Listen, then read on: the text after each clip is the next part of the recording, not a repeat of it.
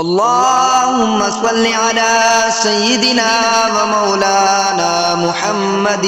صاحب التاج والمعراج والبراق والعلم دافع البلاء والوباء والقحط والمرض والألم اسمه مكتوب مرفوع مشفوع منقوش في اللوح والقلم سيد العرب والعجم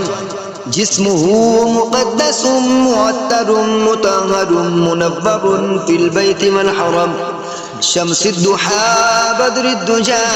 صدر العلا نور الهدى كافي الورى مصباح الظلم جميل الشيم شفيع الأمم صاحب الجود والكرم والله عاصمه وجبريل قادمه والبراق مركبه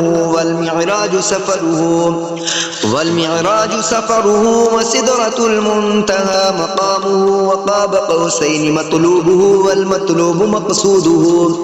والمقصود موجوده سيد المرسلين خاتم النبيين شفيع المذنبين أنيس الغريبين رحمة للعالمين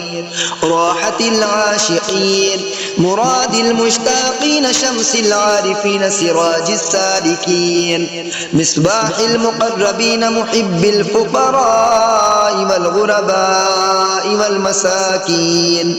سيد الثقلين نبي الحرمين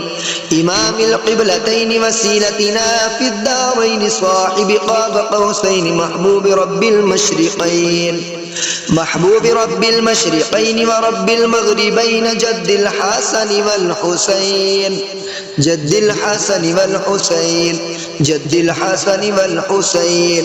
مولانا ومولى الثقلين أبي القاسم محمد بن عبد الله نور من نور الله يا أيها المشتاقون بنور جماله بلغ العلا بكماله كشف الدجى بجماله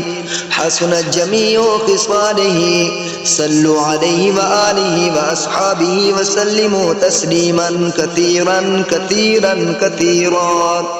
آمنت بالله صدق الله العظيم.